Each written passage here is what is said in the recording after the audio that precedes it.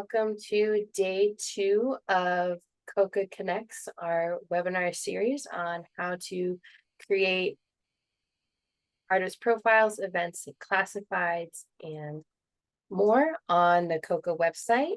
We're just going to wait a couple more minutes for people to join us. In the meantime, what I'm going to ask is for my other panelists and I to just go around real quick, the three of us, just say who we are and what we do for COCA, and I will start. I am Samantha Sumler. My pronouns are she, they, and I'm the Marketing Communications Manager at COCA, and I will be running our webinar this evening. I am Brandon, pronouns are they, them. I am the marketing assistant. I approve events and classifieds, and I help put together the newsletters every week. Hi, everyone. My name is Gabrielle Dietrich. I am currently the grants and marketing intern for COCA.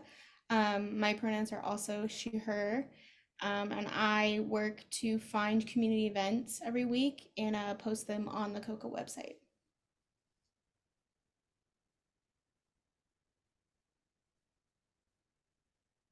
And let's see, I'm going to we have one person with us today, so I will allow to speak. And if you'd like to just introduce yourself, give us a little bit about yourself, Holly.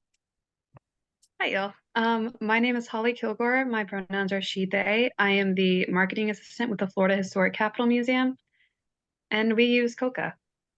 We use the COCA calendars a lot, so this is very good for us. Yay, glad to have you here with us, Holly. So let's get started. And this is also being recorded for people who are not able to be here today to watch at a later time, and for anyone else to just look back on for any future references. So without further ado, the first thing I just want to make sure and is to just cover if making sure people have a username on our website. And just to briefly cover that, I'm first going to state that if there's anything that we cover here today, or if anything that we don't cover today, that you're wanting to make sure and see how to do that, we have a great how-to PDF guide that Gabrielle created for people to use. So I'm going to place that link in the chat here for everyone to view. That is also on your dashboard whenever you log into the COCA website. It's right there underneath. Before getting started, you'll see the COCA how-to PDF guide. So that is there for you to peruse at your leisure. First, just to quickly cover making sure when you're posting things to the COCA website is that you have an account. And to find that, what I'm actually going to do is I'm going to share my screen here.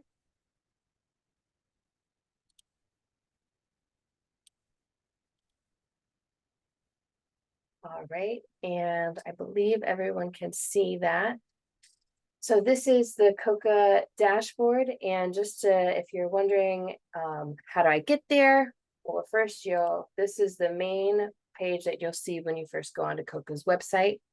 And how to get there is you'll see at the top right here, submit your info. And right now, because I'm logged in, it shows me as log out or my account. If you are not logged in, and I'll show you what that looks like. If you're not logged in, it shows you to log in or register. If you don't have an account, you would click register and follow through that. I mean, it's your simple registering for any sort of account. You would just fill in your username, password, and that would create your account. Then you would go on to login.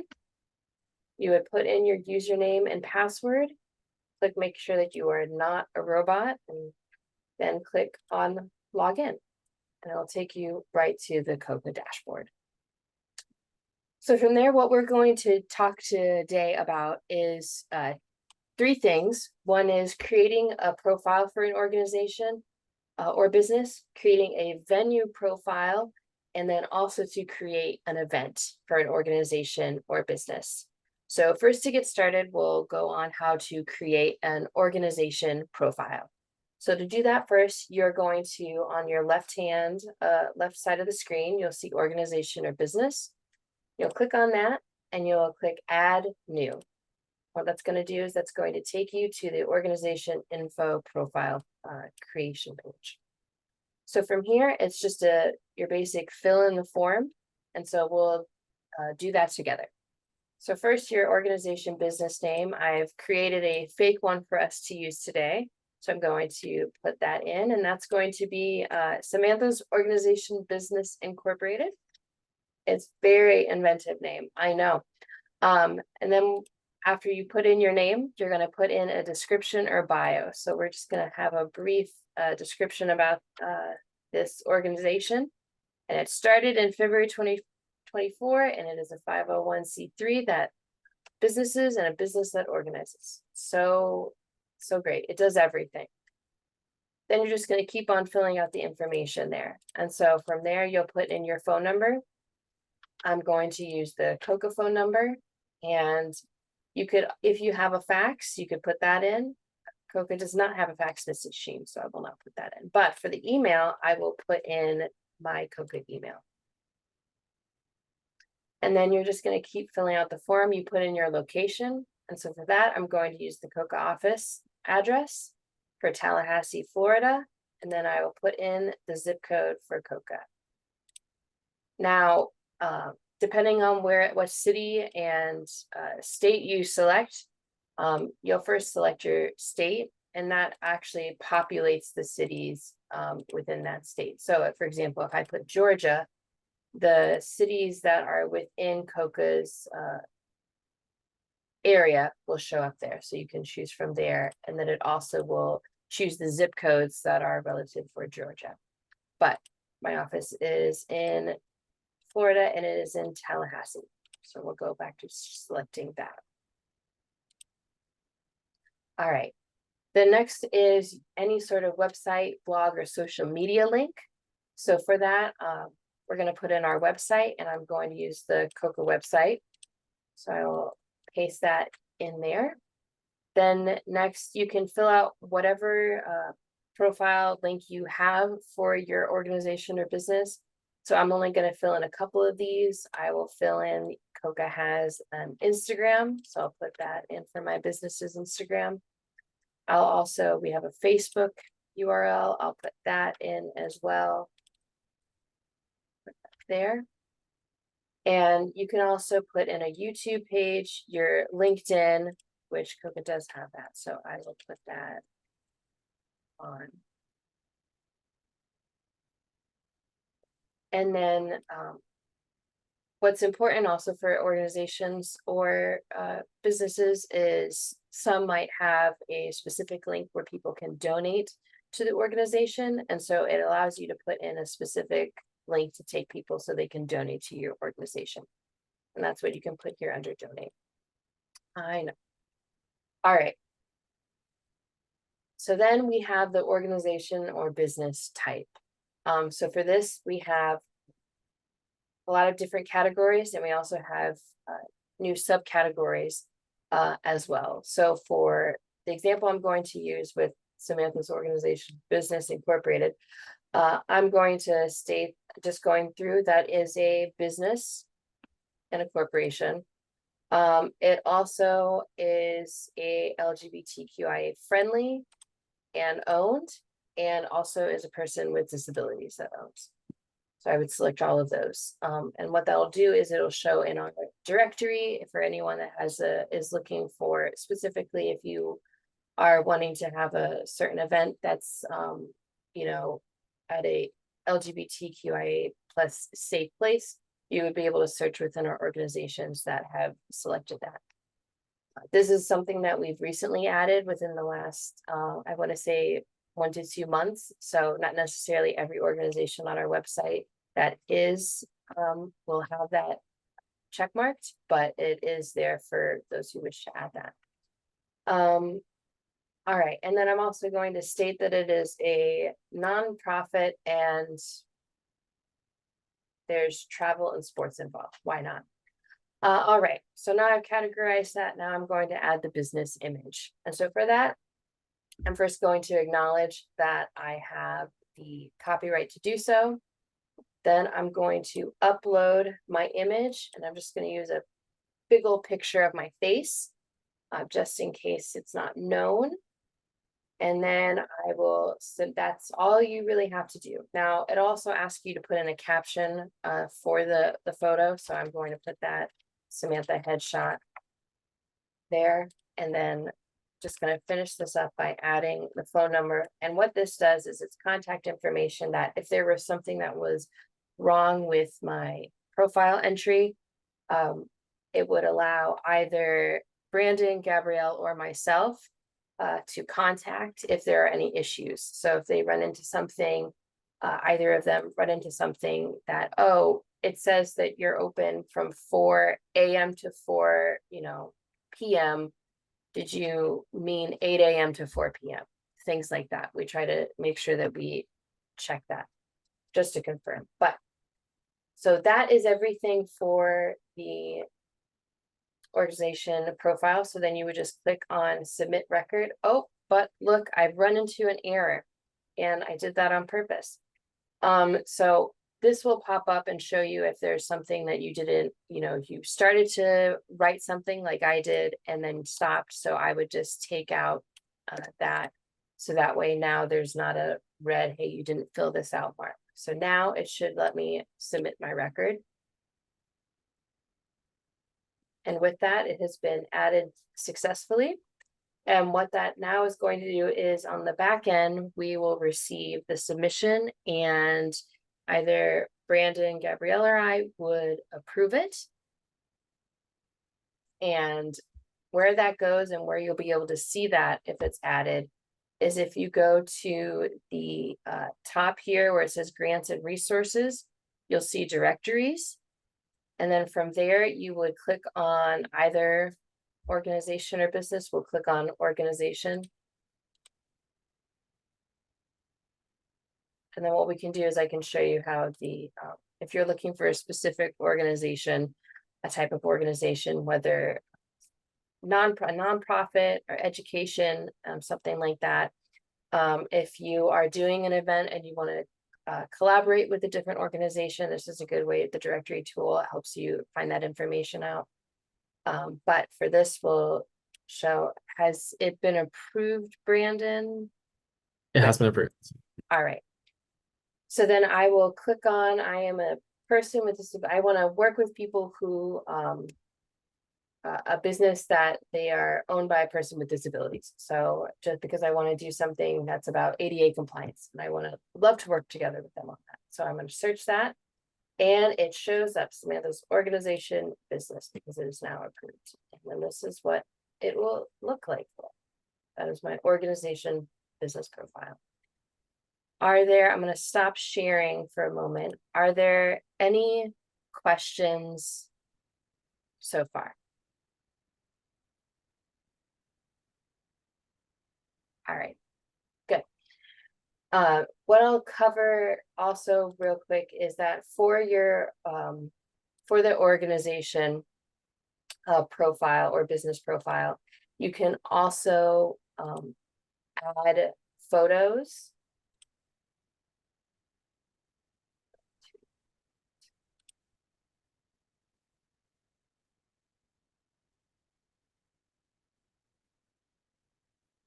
You can add not photos, you can add audio and video.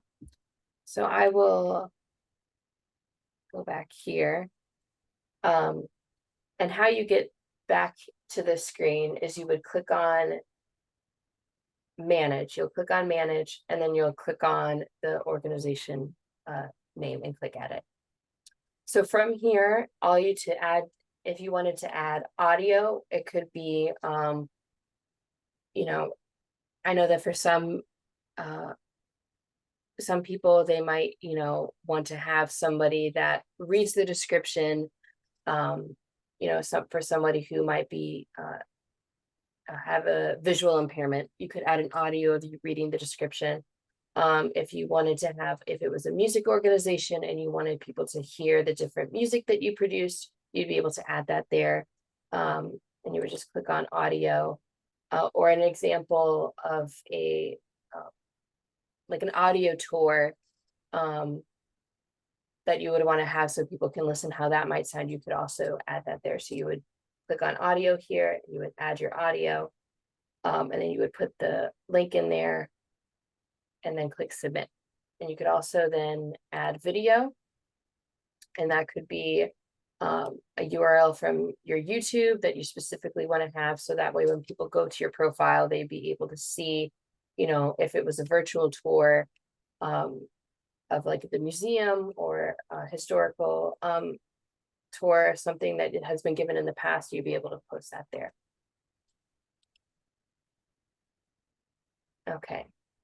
Now that is how to make an organization profile. Now the next we'll quickly cover is a venue. So let's go on to adding a new venue, which is on your left. It is the 5th down. You'll click add new under that. And then we're just going to make a new venue. So this is basically the same sort of thing with your organization profile. It's just a simple form, and you fill out what it states to you. So for this, we're just going to go through and have a venue name, and that's going to be Samantha's venue, really descriptive. And then we'll have the description for Samantha's venue. So Samantha's venue is a rental space for performing arts, gallery, exhibitions, dance recitals, karaoke, recording spaces, and axe throwing. It's the new place to have your events. All right. And then we're going to put in its address, and that address is going to be COCA's office. COCA is opening up to so many things. So we'll put in the address, the city, and then we'll also put in the zip code once again. We'll put in the phone number here. And then also the email will go here. Next, then you'll want to put in parking information. That could be to, you know, for people who haven't been to your venue before, have been to your space, you can explain, you know, how many spots there are, and if it is a parking garage, how much cost the parking would be, or if it's free parking after a certain time, you want to make sure that that would be in there. So I'm going to put in the parking information for Samantha's venue, which is there's 20 spots with 5 handicapped spaces. It's also free, and there's valet.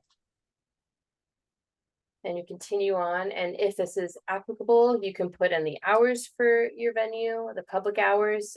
So we'll just put in the time for this venue is open from 9 a.m. to 9:01 a.m. It's the best 60 seconds of the day is going to be at this venue. All right, so then you can also put in public admission fees if that's applicable, but as stated, this is, you know, you could basically rent this space for free. So it's free.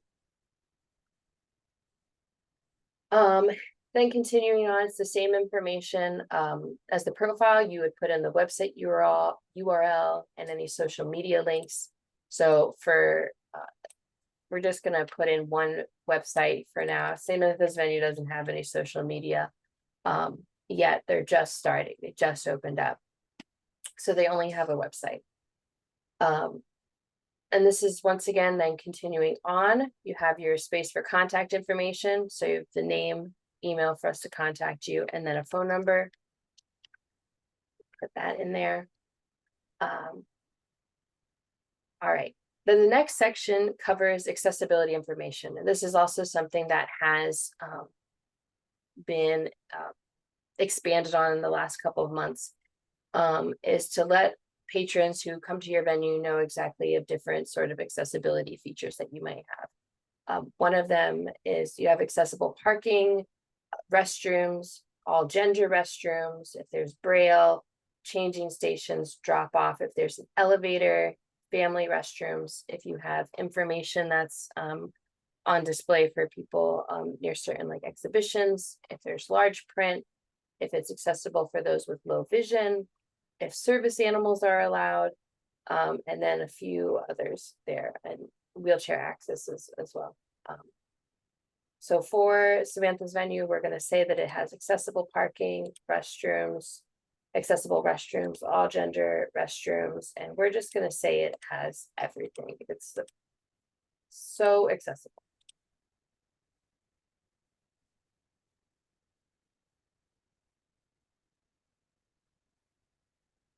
All right, and then this is the space where you can add any additional accessibility information.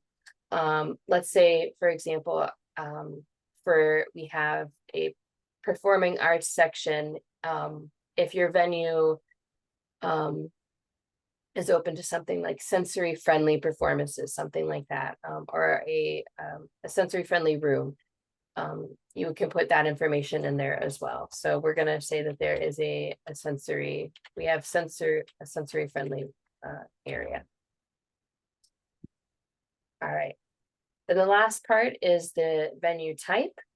And so for that, we're just going to select what the venue would be. So it just varies depending on your venue. For this example, I'm just going to say it's a business, concert hall, theater, studio, performing arts center, library, museum. Then I'm going to click update my profile. And then voila, the update was successful. And just like for the organization and any sort of event, that gets sent to us to submit for approval. And then typically things to get approved take between 24 to 72 business hours. So it just really depends on how many events we might have or things we might have to get approved at the time. But we try to make sure that those things get approved as soon as they come in. The longer it takes, it might be because we're trying to just confirm some information. Okay, so now I've received notification it was approved. And if you want to see where that is, we're going to go to the directory as we did before, under grants, resources, directories, venues, and spaces. And then I'm just going to search for that. And then it shows Samantha's venue. It's right there. Now, if you would like to have pictures of your venue, what you'll do is you'll go back to your dashboard under my account. You'll go under venue, and click manage venue. Then we're going to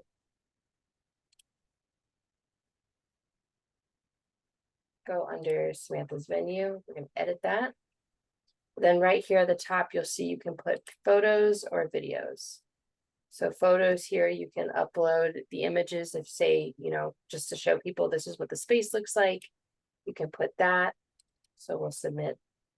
This is the picture of the venue. It's my face again. And I'll submit that photo. And then now that will show up there. I could also if there's a virtual tour of the space, I can also put a video link for that as well. So now that should show profile. Another way to easily get to your page is if you're on your profile for your venue or your organization, you'll see right here to the right, it says view page. So then all you have to do to that is you can go there and it'll pop up on another bar, another tab, and it'll show up right there. I'm gonna stop sharing. Are there any questions on creating a venue?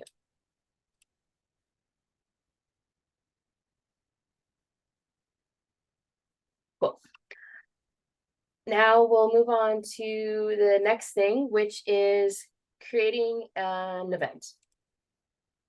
So I will go back to the dashboard first. I'll share the screen.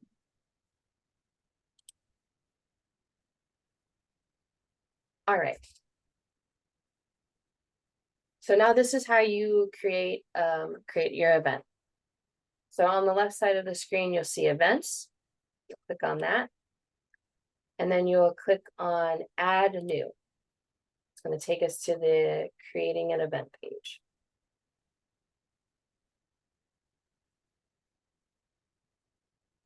All right.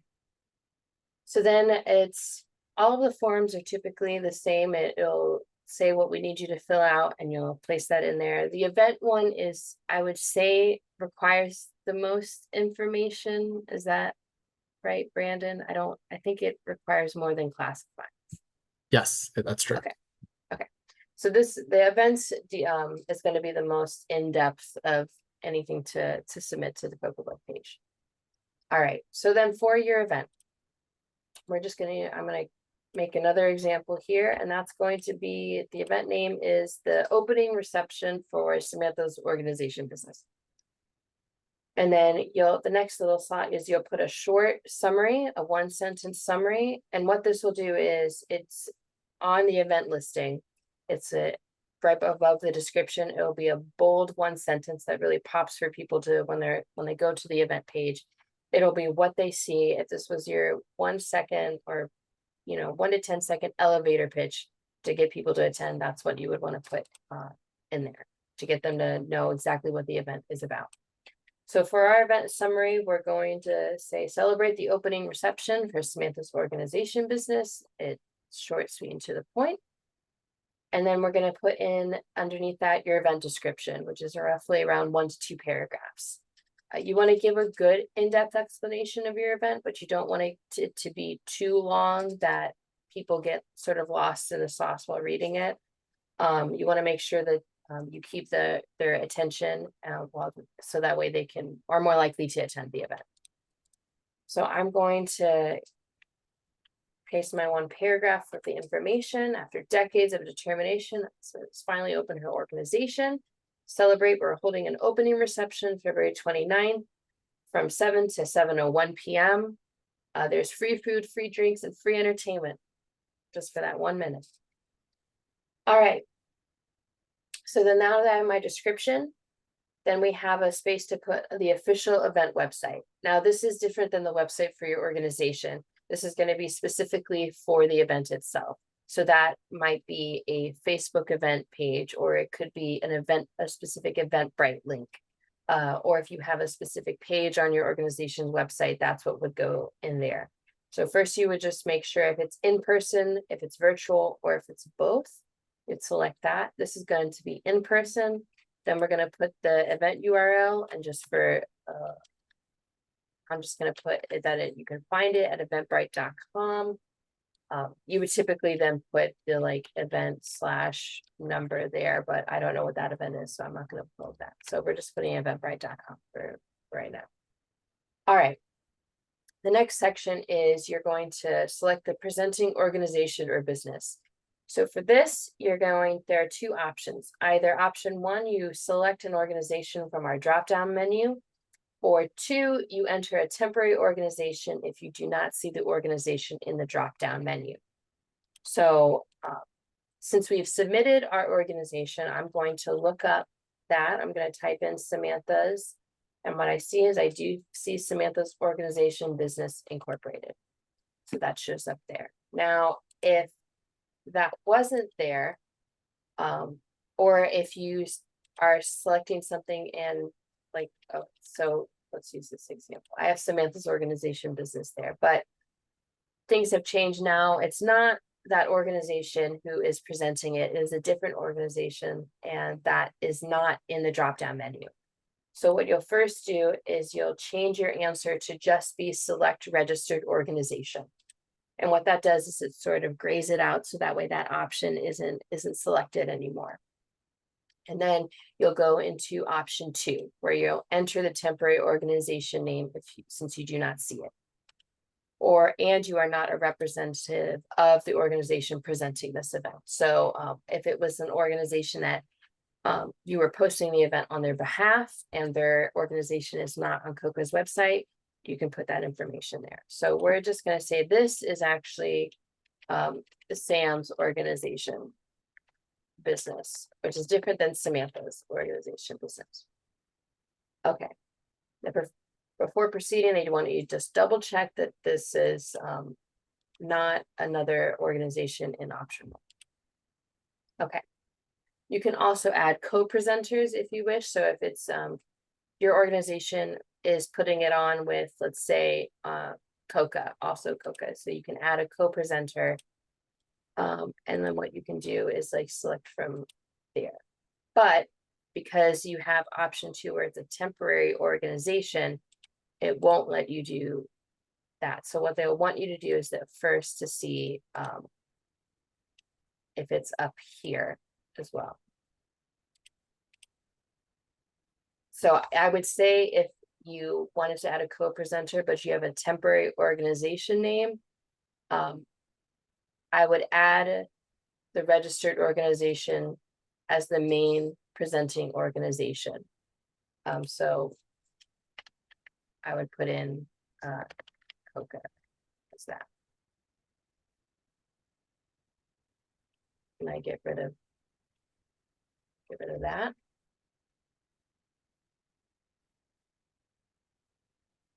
Adding a co-presenter, and now that lets me select those. So now I want to co-present with Samantha's organization. Okay.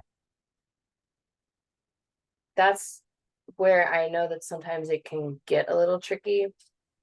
So it's just making sure you've cleared out the box before you continue on. Okay. Next is you're putting in your venue or location information. So for that, we are going to say that it is at Samantha's venue. Maybe.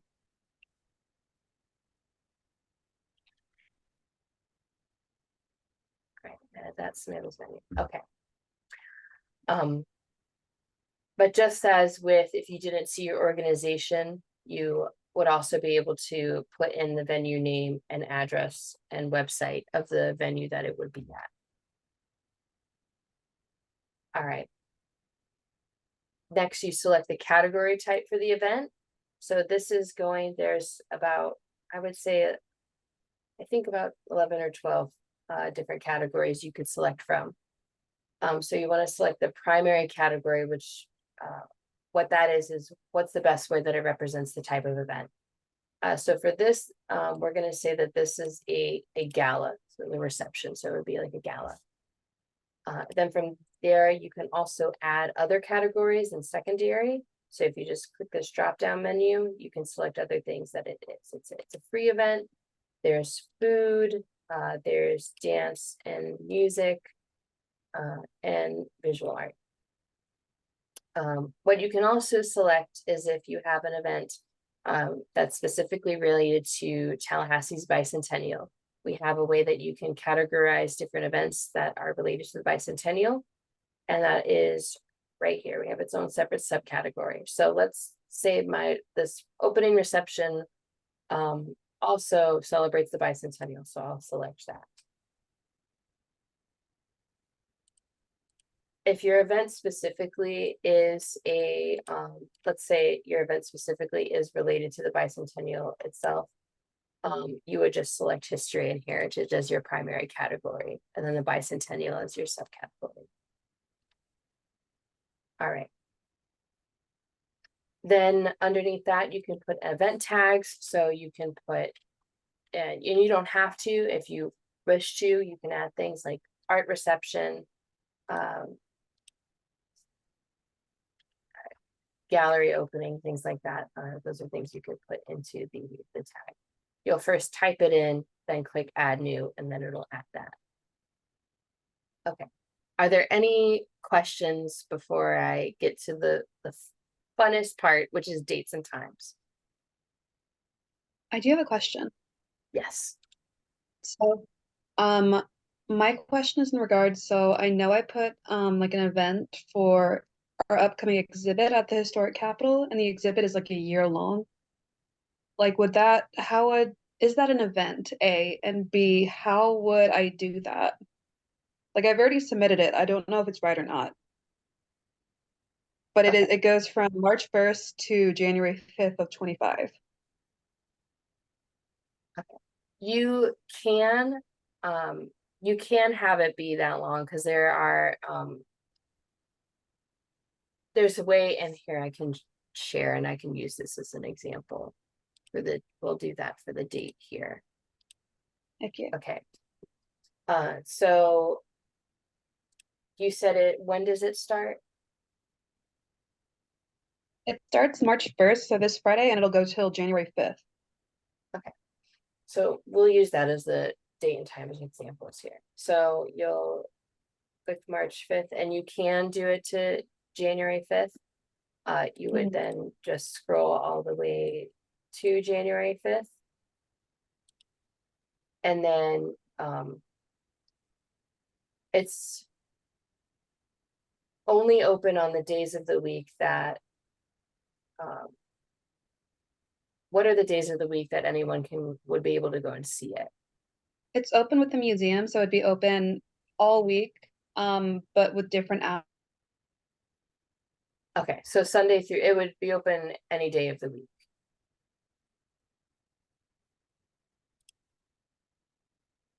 Okay, so for that, then we'll select, sorry, Hello? All good. hello? Can you hear me? Yes, I Hello? can hear you. Hello? Okay, sorry. That's okay. Are you able to hear me? Yes, I can hear you. Okay. Okay, sorry, I didn't is it open Sunday through Saturday? Yeah, it's open Saturday from 10 to 4:30 and Sunday from 12 to 4:30. Okay. All right, so the first thing you'll want to do then is first select all the days of the week that it possibly could be open. So if that's all days, then you'll just select all the boxes for that, and then just click save Okay. dates before proceeding. Mhm. And then what that does is it basically, it'll show you the sort of calendar below there. And then what you'll do is, if there's a general time that's, Monday through Friday, since it's every day of the week, what I would recommend is, since Monday through Friday has more, I would put in the opening for those days first. Okay. So, I'm sorry, what time is it open Monday through Friday? 9 to 4:30. 9 to 4:30, okay.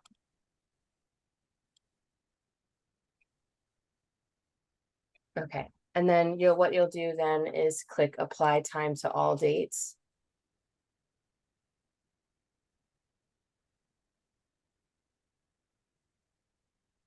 Okay. And then you'll click on the Sunday. And you'll just delete it from Sunday. Maybe. Okay. Yeah, see, that was the problem, is each time I tried to do that, it would delete all of them.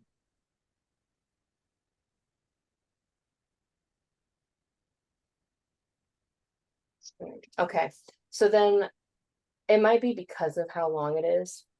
So what actually I would do is just do each day at a time. Okay. So then go in for Monday and then do 9 a.m. to 4:30. Maybe.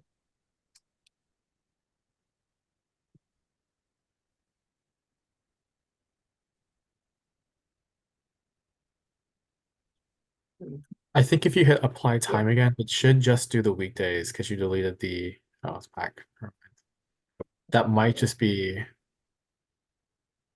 might be a bug considering how long the event is. Yeah.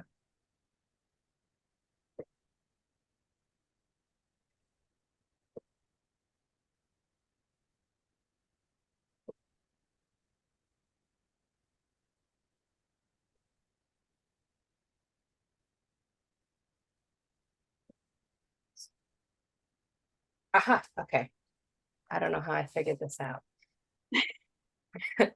Now let me just make sure that I'll edit this to the correct time. We love those Okay. moments. Okay. It's a learning experience. Okay. So what I did was I just selected for the days of the week, I unselected Saturday and Sunday since those were the two different days, times. I clicked save dates before proceeding. And then Monday through Friday still stays the same, and that's all still good. And so I applied the time for those dates first. Then I went back, clicked on Saturday and Sunday, saved the dates again. And then Monday through Friday is still saved. And so then I just clicked on Sunday. And then what time did you say? 10 a.m. to Yeah, Sunday is 12 to 4:30. 12 to 4:30. Okay.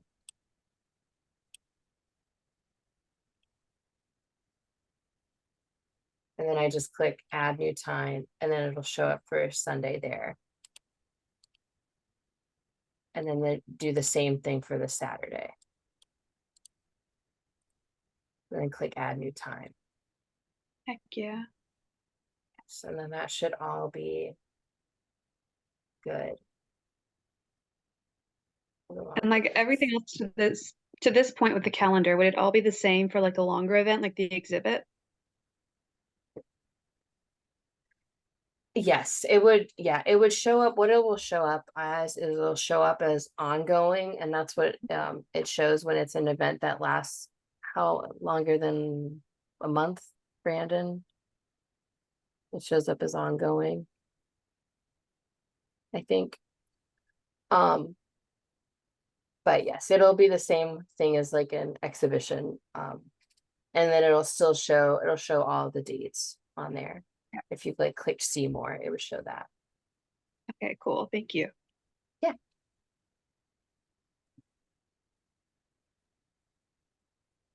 All right. And then for just continuing on, that covers the dates and times, which was a very good question for it to go through. All right. So then continuing on, if there's any sort of additional time information about the event, and whether, you know, if you wanted to put here, you know, Mondays, you know, through Fridays, the times, you know, for that, and then Saturdays and Sundays. Saturday. Put those times. And then if there's like a specific, you know, if for this sort of long sort of thing, if you want to put just like, you know, closed on holidays, observed holidays, you would be able to put that as well. So that way for the length that people would know. Okay. And then moving on with additional event information. This would be for any sort of ticket. So you would put the ticket phone number, the website where people could buy tickets. You won't want to put that if your event is free, just because it could be confusing, because you can also put in the website for the organization. But you won't want to have that if the event is just free. Then putting in the email, and then if it is free admission, you could just put free admission in this spot. Or if there's, you know, different prices for different tickets, you know, so 25 for general, and then if, you know, 10 for retirees or something like that, you would be able to put that there. All right. Then moving on, then you have general accessibility information. So if there's like certain performances or dates for patrons with disabilities, if there's a special entrance or exit for wheelchairs, you would be able to put that there. You know, if service animals are allowed at, like, you know, for like patrons with service animals, they could bring theirs on like a Saturday between this time and this time. If there's a quiet hour, those are things you'd be able to put in there. All right. Next, we have like a section that's still helpful because there have been different surges for COVID recently, is any sort of protocols. So if you require masks or reservations required, if there's social distancing, things like that. And you don't necessarily have to put that in there. If it's indoor and outdoor, that's a good thing to select. But it could be like if you had an event, and then due to some changes, certain protocols were implemented afterward, you'd be able to edit and add these back in. All right. Next is adding the images. So you'll just, for the primary image, you would just, how we did before, you would understand you have the rights necessary to submit the image. And then you would go and upload it. My face again. You would add the caption, and that's helpful for those, visually impaired, so that way text can read exactly what the picture is. You can also add video links. If you have a YouTube video, you can put that there. And then next we have a section if there's a specific artist that is connected to the event, you'd be able to put them there. So for, let's say, just using this since this is right here, let's say 55 Rose Street was connected to this event, I would click them. And what that does is their artist profile, once we submit this event, it will show that artist connected to this event. So it's a lot of nice cross-promotional work that it does there to help for the different artists that are involved, and then it helps with you connecting with them, things like that. All right. Last is, as we did for the organization and venue, you'll just put your name, email, and phone number if we have to contact you. And then you'll click proceed to preview. And then, oh, there was an error. Errors in my submitted data. What was the error?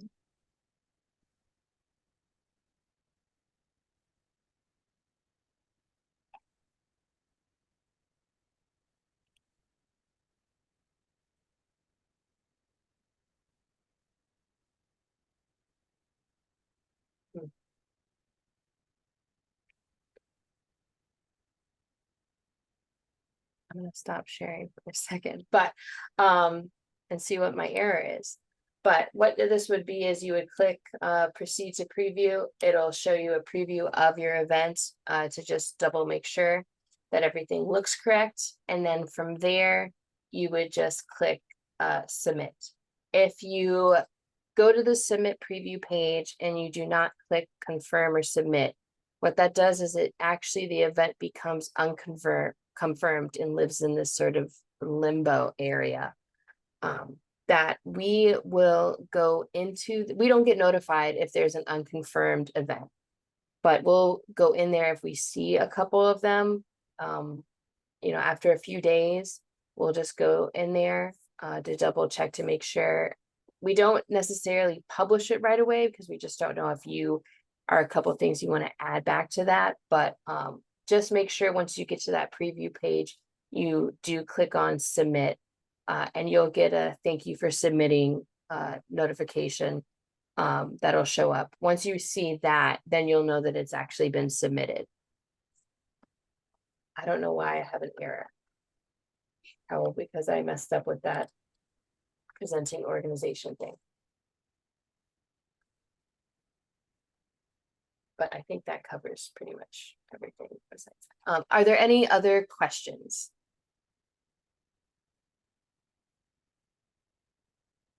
What kind of mistakes when submitting an event would y'all reach out to the vendor or will you reach out to us? So like, what is it that will, I don't really want to say make, but what is it that would require y'all to reach out to the organization? Yeah, that's a good question. I'm gonna have Brandon, because they've been here longer than I have, so they've seen quite a many. Yes. So when going through them, we just make sure they're just hits the main things that you need to know to go to an event. So making sure the description is provides enough detail for people. We have a venue, time, date, location. People sometimes forget to put the presenting organization, but that sometimes is in the title, and then we can add it ourselves. But usually, unless there is something critical to the event that we're missing, we don't need to reach out. Usually everything in the event is there. Okay. Is there anything specific you're asking for? Not really, because some of the things, especially initially when I first started updating the community calendars, my biggest concern was always, well, if I make a tiny mistake or if I make a mistake here, it'll be posted and everyone will know about my mistake. So No. it's just, yeah. Yeah. So in our newsletters, we post a small blurb from the description. So it's very helpful to provide as much as you can in there so we can grab the part that sort of jumps out people the most. Dates, and then, like I said before, organization and location. Those are the two most important. Those go into the newsletter. If it's featured, it's shown at the top. So also a photo is very, very helpful. Otherwise, we have to sort of look for something, and sometimes maybe it's like the wrong photo and such. So that is an example where we need to reach out if something needs to be featured. And then for like events that are, so for the exhibit that's opening, we always do like events that were based around the exhibit, events that have something to do with the exhibit. I'm assuming we would make new events for those, like tours or lectures or stuff like that. Yes, I would do that. Are those on a also recurring basis, or are those on a like No, once a week? no, they're not consistent. So Hmm. 2 a month, maybe like 1 the next month. Like they're not really consistent. Yes, and I would put those as separate events. Okay. Yeah. But even within those, you are able to, so say, say one series of tours is happens infrequently, but they're essentially the same event. You can actually add those in with specific dates into the calendar if you need to. Okay, thank you. Yeah, so that way it stays as the event. You'll have to go back in and add it, or make two. You can just make one listing, just change the dates, and then you can just leave it there. Okay, that's good And to know. and then we'll still see it on the calendar. We can, if it's picked, we can add it there. Or if you ask us, we can find your event and to there. Okay. And I noticed with like the locations, it's like Florida, Georgia, and Alabama. Like COCA has locations in those 3 states. Yes, I think Sam can speak more of this, but that is our sort of area of service where we're trying to promote that larger. Obviously, Tallahassee is priority, but there is a sort of a radius where we are inclusive of these artists. Yes, our Okay. service area is with a 100-mile radius of Tallahassee. So that's really for any event that's sort of like in that area. If it's out of that area, it's probably not where could get rejected. We'll be like, oh, it's not within our service area. Just for as an example, we'll have bots that submit these, events that are happening like in, I think one was like happening in Europe or something, and I had to be like, no, it's not within our service area, so that's why. We love European events. Yeah, we do. They just don't happen in Tallahassee. They do not know. So, and it's all throughout Florida, right? It's like not just North Florida or like the Panhandle, it's all Florida within 100 miles. Yeah, Within so 100 miles, yeah, of Tallahassee. So like within of our office, like around the capital region, which is farther than I realized. But it's, yeah, what our newsletters go out to anyone that's subscribed to them, and so that actually does have a bigger radius, because there'll be people who that either they'll have moved, or some of our subscribers are those who are like arts organizations in Jacksonville or Gainesville, so they are also receiving it. So it's a lot. It helps also with people who are out of town. Oh, I'm going to Tallahassee to go to the game, and I want to do something besides see the game. It's just an example. But so those sort of events and our featured events do reach them as well. Okay. And like obviously this is a very broad range, but like what kind of events do you have for the bicentennial? Like what do you have going? Because I know there's a lot going on with a lot of different organizations. Is there, aside from like Emancipation Day and like these big days, are there like overlaps like throughout the year? Yeah, there are. So a lot of COCA is involved in a couple of different things. So we have an upcoming exhibition, which is we have a normal annual one called Creative Tallahassee, and it's bicentennial themed. So really what it is for a Tallahassee related art.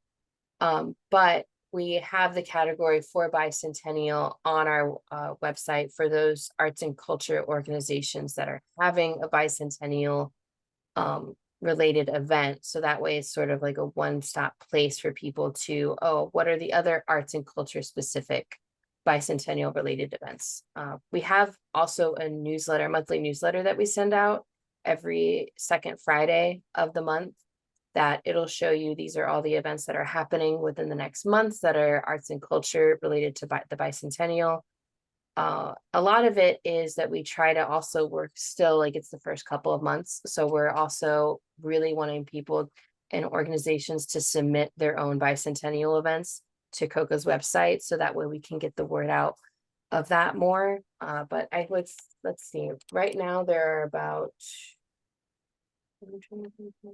15 different ones that are happening within the next couple of months. Okay. And those are just ones that people have submitted, or I know Gabrielle stated that she will look up different events. How hers is also making sure that we include a lot of bicentennial events. Okay. That's really cool. Yeah. And as the year goes on, more will definitely show up. Yeah. Yeah, I think that's it for my questions, but thank you both so much. Yeah, of course. No problem. And if you have any other future questions, you feel free to give any three of us an email. It's just our first names and then at tallahasseearts.org, and we either will answer the email right away, or if you want to like schedule you know, a one-on-one it's easier via Zoom if you've got like an event that you want to, you know, oh, look what it's saying that there's an error. It's a lot easier, so we can sort of see like, oh, it's because of this. And I did find out that the reason I was running into the error was because I messed around with those presenting organizations. So I just saved my draft, went back, and it showed me where the real error was. So but things like that, it's a lot easier for it's a lot more difficult to talk that over the phone. So Right. but Cool. Well, thank you so much, Holly, for coming today. It was great talking with you and chatting with you, and I appreciate all your questions. And next Wednesday we have another one that goes over creating classifieds, different professional opportunities. Oh, that's really cool. Okay. Cool. Thank you. Thank you, Samantha. Thank you, Brandon. You guys are awesome. Thank you. All right, everybody, take care. Have a good night.